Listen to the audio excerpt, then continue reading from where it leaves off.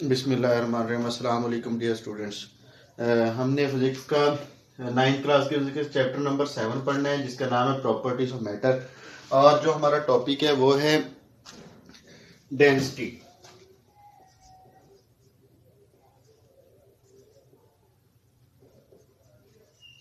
किसी भी सब्सटेंस की डेंसिटी क्या चीज होती है? अगर हम इक्वल वॉल्यूम में, यानी कि उतना बड़ा टुकड़ा लोहे का लें और उतना ही बड़ा टुकड़ा हम अगर लकड़ी का लें, तो उसको हमने देखना है कि कौन सा टुकड़ा ज्यादा भारी है और कौन सा टुकड़ा कम भारी है। अगर वही टुकड़ा, उतने मैस का टुकड़ा हम वुड का लेते हैं और उतने ही वॉल्यूम का टुकड़ा वो हम आयरन का लेते हैं,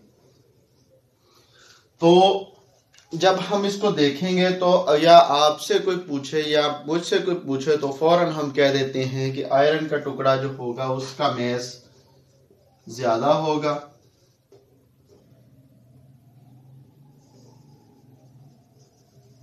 और वुड का जो मैस होगा वो थोड़ा होगा।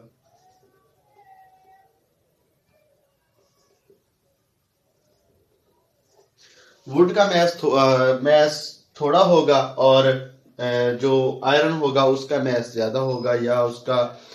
तो ये किसी भी यूनिट एरिया में किसी मैटर की जो मैस की क्वांटिटी होती है उसको हम डेंसिटी कह देते हैं। अगर उसकी डिफाइन लिखें तो वो कुछ यूं बनेगी,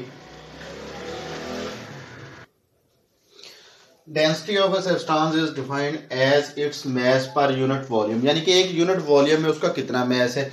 तो ये हमारा मकसद इसको है कि हम ये जान सकें कि कौन सी चीज ज्यादा भारी है और कौन सी चीज ज्यादा हल्की है। तो वो हमें डेंसिटी किस चीज की बताती है। अगर हम लकड़ी को पानी के अंदर फेंकते हैं तो वो ऊपर तैरती रहती है, लेकिन अगर लोहे को हम पानी के अंदर फेंकते हैं तो वो डूब जाता है।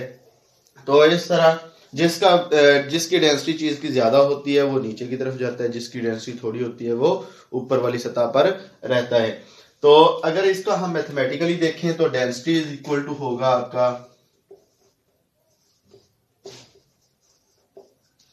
वो mass per unit volume, mass बटा वॉल्यूम होगा। और इसका यूनिट फिर क्या होगा? मैस का यूनिट केजी होता है और वॉल्यूम का यूनिट मीटर क्यूब होता है। तो ये बराबर हो जाएगा केजी पर मीटर क्यूब। ये आम यूनिट है। अगर हम गैसेस के बारे में देखें तो वो सेंटीमीटर क्यूब में या डेसीमीटर क्यूब में उनका यूनिट लिया जाता है। तो डेंसिटीज के मुख्तलिफ फार्मूला बनाए जा सकते हैं इससे, यानी कि हम कोई भी, अगर हमारे पास दो चीजें दी हुई हो तो हम मैस और वॉल्यूम दिया हो तो डेंसिटी फाइंड कर सकते हैं। अगर वॉल्यूम और डेंसिटी दिया हुआ है तो मैस फाइंड कर सकते हैं। अगर मैस और डेंसिटी दी हुई है तो वॉल्यूम फाइंड करते हैं। तो डेंसिटी को वैसे ये रो लिखते हैं, ये पी टाइप शक्ल है, लेटर है, जिसको हम क्या कहते हैं? रो कहते हैं। और डेंसिटी को रो के साथ डिनोट किया जाता है, मैस को एम के साथ और वॉल्यूम को वी के साथ। अगर हमने मैस फाइंड करना हो तो M is equal to rho multiply by V हो जाएगा। और अगर इसका वॉल्यूम फाइंड करना हो तो वो बराबर हो जाएगा मैस बटा डेंसिटी। तो ये वाले इसके फार्मूलाज बन गए। इसके बाद जो अगला हमारा टॉपिक है वो है प्रेशर।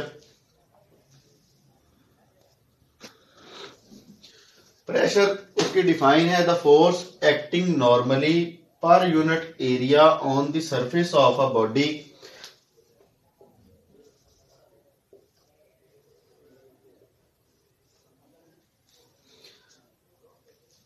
Is called pressure. यानी कि कोई बॉडी है हमारे पास, उसका जो एरिया होगा, यूनिट एरिया, ये एक बोर्ड है, ये यूनिट एरिया है कोई। अगर हम ये बुक ले लेते हैं तो ये एक यूनिट एरिया है।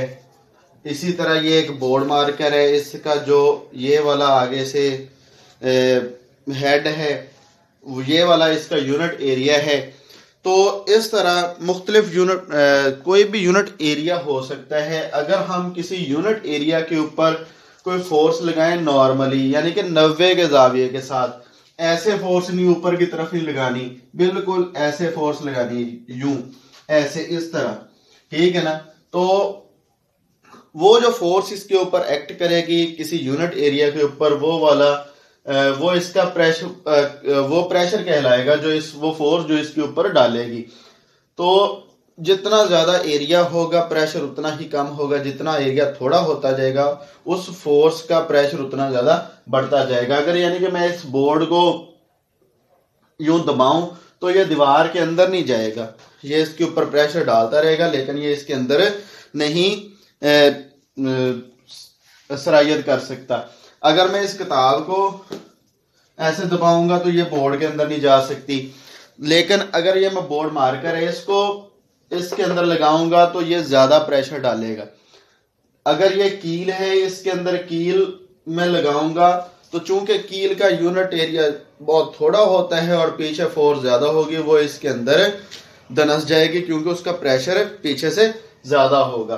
तो यूनिट एरिया किसी भी बॉडी का उसकी सरफेस के ऊपर, उसकी सतह के ऊपर जो फोर्स हम परपेंडिकुलरली लगाएंगे वो उसका प्रेशर कहलाएगा। तो प्रेशर इज इक्वल टू होगा force per unit area, force बटा एरिया। तो ये प्रेशर का फार्मूला हो गया और इसका यूनिट, फोर्स का यूनिट न्यूटन होता है, एरिया का यूनिट मीटर स्क्वायर होता है। तो ये न्यूटन पर मीटर स्क्वायर इसका यूनिट बन गया। तो इसका दूसरा यूनिट पास्कल है और न्यूटन पर मीटर स्क्वायर इसका यूनिट है। इसके बाद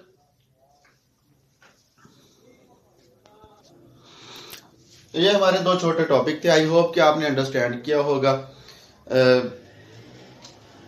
अल्लाह हाफिज।